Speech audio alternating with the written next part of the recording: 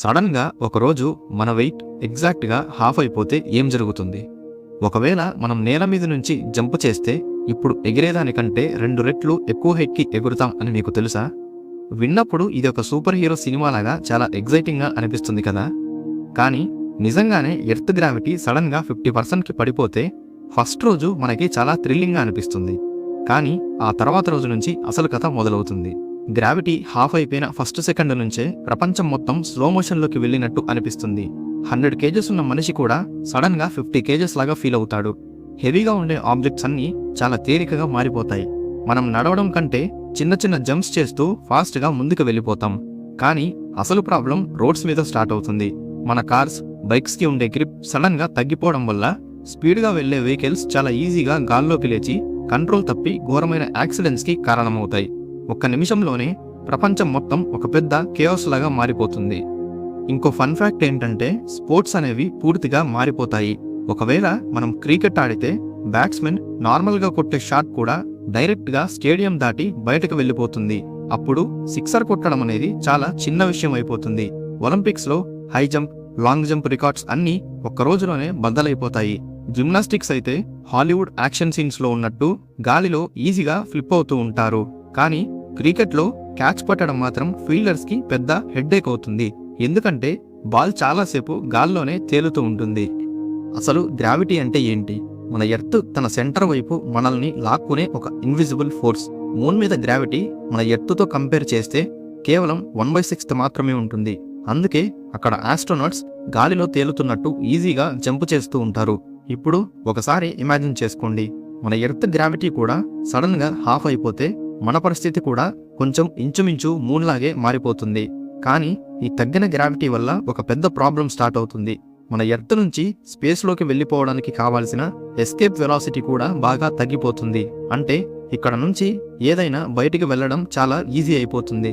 ఇక్కడే అసలు డేంజర్ మొదలవుతుంది. ఇది కేవలం మన ఎర్త్ మీద ఉన్న మనకే కాదు, మన ఎర్త్కి ఎప్పుడూ తోడుగా ఉండే మూన్కి కూడా పెద్ద ఇంపాక్ట్ తెస్తుంది. ఎర్త్ గ్రావిటీనే మూన్ని మన చుట్టూ ఒక ఫిక్స్డ్ ఆర్బిట్లో తిరిగేలా కంట్రోల్ చేస్తుంది. ఇప్పుడు ఎర్త్ గ్రావిటీ సడన్గా 50%కి తగ్గిపోతే మూన్ వెంటనే మనకి దూరంగా వెళ్ళిపోకపోవచ్చు. కానీ మెల్లిగా మన ఆర్బిట్ నుంచి బయటకి డ్రిఫ్ట్ అవడం స్టార్ట్ అవుతుంది. దీనివల్ల ఎర్త్ రొటేషన్ మరియు టైడ్స్ పూర్తిగా డిస్టర్బ్ అయిపోతాయి. రోజుకి 24 గంటలు అనే సిస్టమ్ నెమ్మదిగా మారిపోవడం స్టార్ట్ అవుతుంది. సీజన్స్ అన్నీ కూడా బ్యాలెన్స్ తప్పిపోయి ప్రపంచం మొత్తం కేయోటిక్గా మారిపోతుంది. ఎస్కేప్ వెలాసిటీ తగ్గిపోవడం వల్ల మన ఎర్త్ని కాపాడుతున్న అట్మాస్ఫియర్ నెమ్మదిగా స్పేస్లోకి ఎస్కేప్ అవడం స్టార్ట్ అవుతుంది. దీనివల్ల గాలిలో ఉన్న ప్రెజర్ సడన్గా తగ్గిపోతుంది. దీని రిజల్ట్ ఏంటి అంటే వెదర్ సిస్టమ్స్ అన్నీ పూర్తిగా కంట్రోల్ తప్పిపోతాయి.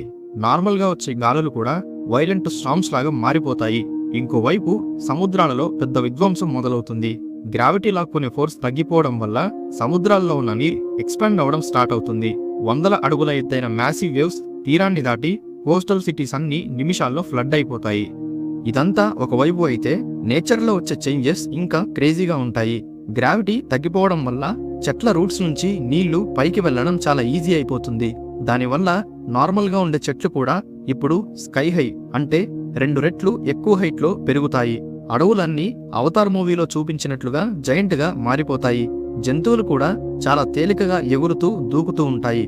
కానీ ఇక్కడ ఇంట్రెస్టింగ్ ట్విస్ట్ ఏంటి అంటే చీతా లాంటి ఫాస్ట్ యానిమల్స్ గాలిలో కంట్రోల్ కోల్పోయి బ్యాలెన్స్ తప్పిపోతాయి.